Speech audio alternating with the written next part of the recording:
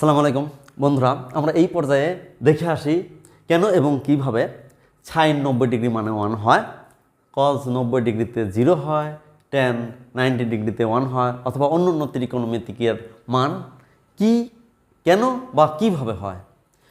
প্রথমেই সাইন 90 ডিগ্রির জন্য আমরা জানি এই সূক্ষ্মকোণ এটি যদি থেটা হয়,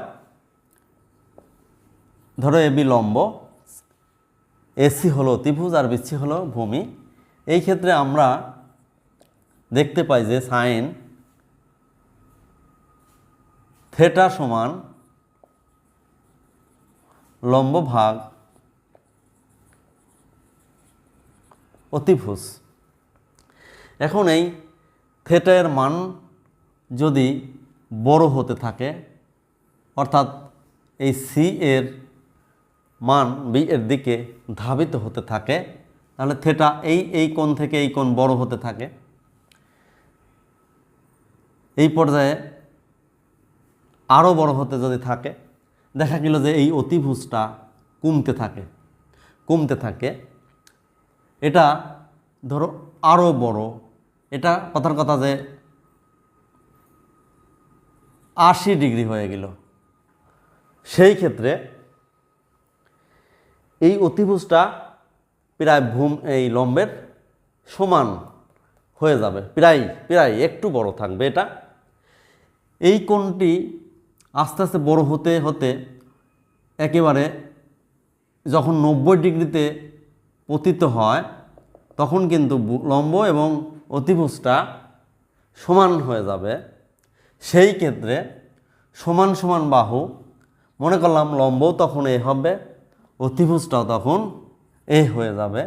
অর্থাৎ এই যে সাইন 90 ডিগ্রির ক্ষেত্রে অতিভুজ, লম্ব এবং অতিভুজ সমান সমান হয়ে যাবে। সেই ক্ষেত্রে এটি এর মান কিন্তু 1 হয়ে যাবে। বাস্তবে সাইন 90 ডিগ্রি এর মান যদি থেটা এর মান 90 ডিগ্রি হয়, এটি কিন্তু আর কোনো ত্রিভুজ থাকে না। প্রিয় বন্ধুরা, এর আগের বৈশিষ্ট্যগুলো দেখলে আমরা কি পাই। ধরো থেটা এর মান যখন 30 ডিগ্রি ছিল, তখন সাইন 30 ডিগ্রির মান ছিল হাফ। 30 ডিগ্রি থেকে একটু বেড়ে যখন 45 ডিগ্রি হয়ে গেল, সাইন 45 ডিগ্রি হয়ে গেল, তখন কিন্তু এই মানটি একটু বড় হতে 1/√2 এই মান থেকে এই মান একটু বড় হলো। এই 30 ডিগ্রির পরিবর্তে 45 ডিগ্রির পরিবর্তে যদি সাইন 60 ডিগ্রি হয়, তাহলে সাইন 60 হলো √3/2। এই মান থেকে এই মানটি আরেকটু বড় হচ্ছে। এইভাবে হতে হতে যখন সাইন ধরো 89 ডিগ্রি হয়, তখন প্রায় 1 হয়, 1 থেকে একটু কম, প্রায় 1 হয়ে যায়। তো এইভাবেই ধারাবাহিকতায় সাইন 90 ডিগ্রি মানে এক্ষেত্রে এই বাহু লম্ব এবং অতিভুজ হতে হতে লম্ব আর অতিভুজ সব সমান হয়ে যায়, উপরে এবং নিচে সমান সমান হওয়ার প্রেক্ষিতে ভাগ করলে যে রেজাল্ট হবে সেটি হলো 1, অর্থাৎ সাইন 90 ডিগ্রির মান হয় 1। প্রিয় বন্ধুরা, আমরা এই ক্ষেত্রে দেখব কজ 90 ডিগ্রির মান কিভাবে 0 হয়। আমরা জানি কস থেটা সমান ভূমি বাই অতিভুজ। তো থেটা এর মান যখন ধীরে ধীরে বড় হতে থাকে, তখন ভূমিটা কমতে থাকে।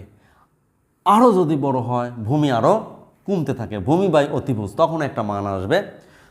এই থেটা এর মান যদি আরও কমতে থাকে, কমতে একেবারে 89 ডিগ্রি যখন হয়ে যায়, তখন কিন্তু এই যে ভূমির পরিমাণ এত ছোট হয়, তারপরেও এর একটু অস্তিত্ব থাকে।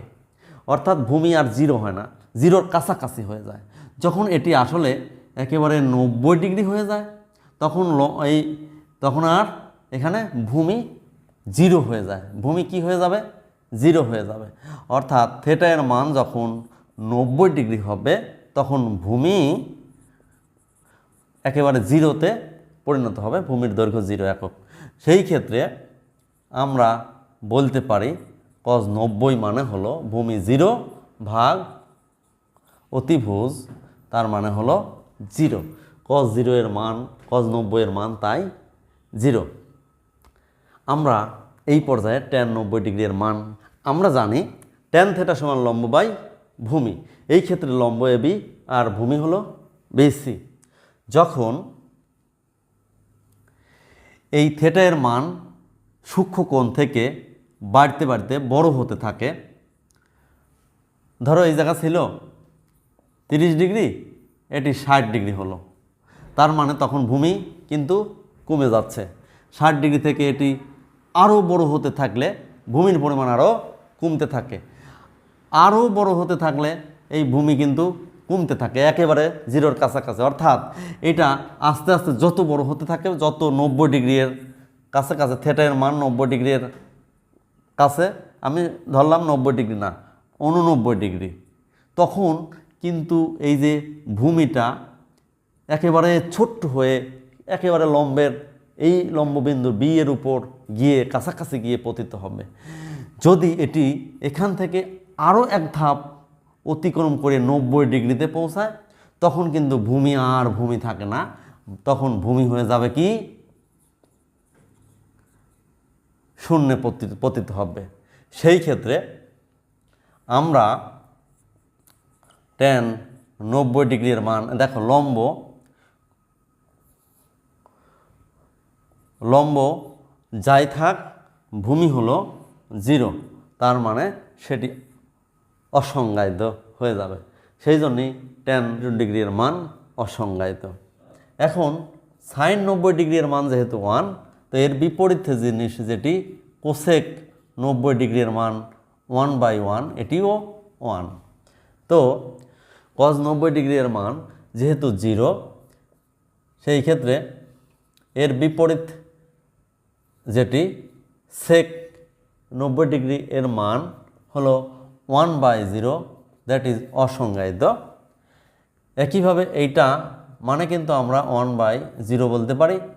তো এই ক্ষেত্রে cot 90 ডিগ্রি এর মান 0/1, তার মানে হলো 0।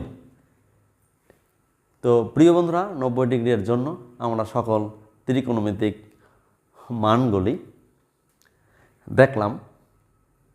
তো ধন্যবাদ, দেখা হবে পরবর্তীতে কোনো নতুন কিছু নিয়ে। ততক্ষণ ভালো থাকবে, সুখে থাকবে। আসসালামু আলাইকুম।